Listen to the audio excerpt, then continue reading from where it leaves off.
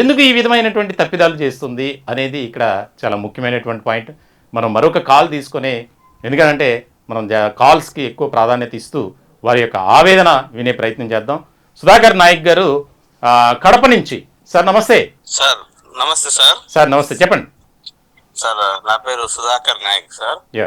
Sir నేను contract lab technician sir, DME మాట్లాడుతున్నాం sir. మేము చాలా సంవత్సరాల నుండి కాంట్రాక్ట్ వ్యవస్థలో ముందుగా మన నారా చంద్రబాబు నాయుడు సార్ గారికి, లోకేష్ బాబు సార్ గారికి, పవన్ కళ్యాణ్ సార్ గారికి నమస్కారాలు సార్. సార్ మేము అడిగేది ఏంటంటే సార్, మేము గత కొన్ని సంవత్సరాల నుండి కాంట్రాక్ట్ వ్యవస్థలోనే తక్కువ జీతాలతో, ఛాలెంజ్ జీతాలతో పనిచేస్తున్నాం సార్. ప్లస్ ఇంకొకటి ఏంటంటే మమ్మల్ని కోవిడ్ లో కూడా చాలా యూజ్ చేసుకున్నారు, చాలా ఉపయోగించుకున్నారు. ప్రాణాలకు తెగించి మరియు ఫ్యామిలీస్ అందరినీ పోగొట్టుకొని, యాక్చువల్ గా సార్ మా మదర్ గారే సార్, నేను కోవిడ్ లో ఉన్నప్పుడు నాకు సేవలు చేసి ఆమె ప్రాణాలు విడిచారు.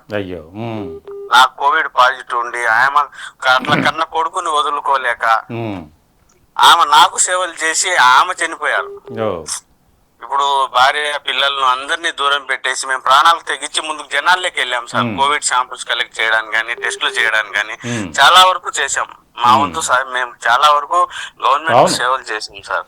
అలాంటిది మాకు రెగ్యులరైజేషన్ చేస్తే బాగుంటుంది సార్. మినిమం ఎంటీఎస్ కానీ రెగ్యులరైజేషన్ చేస్తే బాగుంటుంది సార్.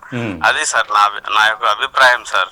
ఓకే అండి, ఓకే సుధాకర్ గారు, మీకు ప్రత్యేకమైనటువంటి ధన్యవాదాలు. నిజంగా చాలా బాధాకరమైనటువంటి విషయాన్ని నాకు సర్వీస్ చేసి నా తల్లి మరణించారని. నిజంగా ఇటువంటి బాధాకరమైనటువంటి విషయాలు చాలా ఉన్నాయండి. ఎందుకంటే మరి ప్రభుత్వం ఎందుకు స్పందించట్లేదు, ప్రభుత్వం ఎందుకు ఒక సానుకూలమైనటువంటి దృక్పథంతో అడుగులు వేయట్లేదంటే ఎక్కడా కూడా దానికి సమాధానం దొరకట్లే. కోటేశ్వరరావు గారు, అంటే కోవిడ్ దానికోసం మీరు అడిగారు కాబట్టి ఒక చిన్న థియరీ ఒకటి చెప్తాను సార్.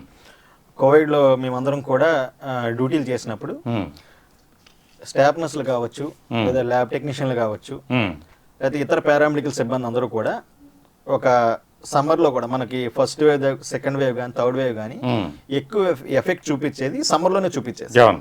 ఆ సమ్మర్లో మనం కోవిడ్కి సంబంధించిన కిట్లు వేసుకునేటప్పుడు విపరీతమైన సఫికేషన్ వచ్చి బాడీలో ఉన్న వాటర్ అంతా బయటికి వచ్చేసేదండి. సుమారు మా షిఫ్ట్ డే డ్యూటీలో 6 గంటలు లేదా నైట్ డ్యూటీలో 6 గంటలు కానీ ఆ కిట్ వేసుకుంటే 10 నిమిషాల్లో బాడీలో ఉన్న వాటర్ అంతా బయటకు వచ్చేస్తుంది. వాటర్ తాగడానికి కానీ, అటు టాయిలెట్ వెళ్ళడానికి కానీ అసలు కుదిరేది కాదు. ఇలాంటి టైంలో కొంతమంది ఫిమేల్ స్టాఫ్ నర్సెస్తో ఎక్కువ మేము వర్క్ చేసేవాళ్ళం కాబట్టి వాళ్ళందరూ కూడా విపరీతమైన యూరిన్ ఇన్ఫెక్షన్లు కానీ, కొంతమంది సెకండ్ మంత్, థర్డ్ మంత్ ప్రెగ్నెన్సీలు కూడా పోగొట్టుకున్న మదర్స్ చాలా మంది ఉన్నారండి. చాలా పెయిన్ఫుల్ ప్రాసెస్ అండి ఆ కోవిడ్ సిచ్యువేషన్ అనేది. ఇలాంటి ప్రాసెస్లో అటు దేశంలో నరేంద్ర మోడీ సార్ కానీ మా మీద ఫ్రంట్ లైన్ వారియర్స్ అని చెప్పి వాళ్ళు పూలు జల్లడం కానీ, క్లాప్స్ కొట్టడం కానీ, ఇలాంటివన్నీ కూడా ఒక అప్రిసియేషన్ లాగా ప్రపంచం అంతా మమ్మల్ని కొనియాడిందండి ఆ టైంలో, ఫ్రంట్ లైన్ వారియర్స్ అని చెప్పి. కానీ తర్వాత వచ్చేసరికి అసలు ఆ కోవిడ్ అయిపోయిన తర్వాత అసలు ఇప్పుడు పట్టించుకోవట్లేదు మమ్మల్ని.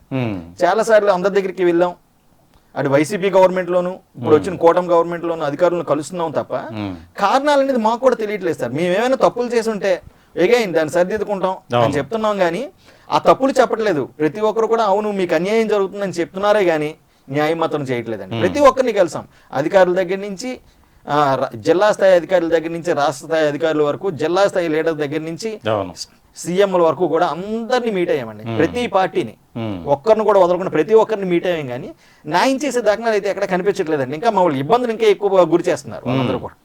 సో ఈ రోజు చూసుకుంటే సుమారుగా 2 నెలల నుంచి జీతాలు లేవు.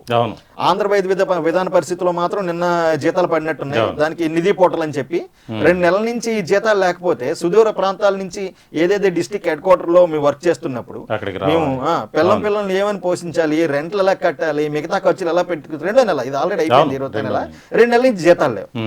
అడిగితే లోకల్ స్థాయి అధికారులను అడిగితే జిల్లా స్థాయి అధికారుల మీద, జిల్లా స్థాయి అధికారుల మీద అడిగితే రాష్ట్ర స్థాయి అధికారుల మీద, ఒకరి మీద ఒకరు తోసుకున్నారు తప్ప దీనికి ఒక కన్క్లూజన్ అయితే ఇవ్వట్లేదు. దీని ఇంకా క్షేత్రస్థాయిలో పైకి తీసుకెళ్లే ఈ రోజు ఆల్రెడీ మీ ఇబ్బందులు పడుతున్నామని చెప్పి మళ్ళీ ఏగానంటే ఆ నిధి పోర్టల్ ఏదో సాంకేతిక సమస్య అనేది వాటిల్లింది, దానివల్ల ఇబ్బందులు పడుతున్నారని చెప్పి మళ్ళీ ఏగైనా చెప్పాలి.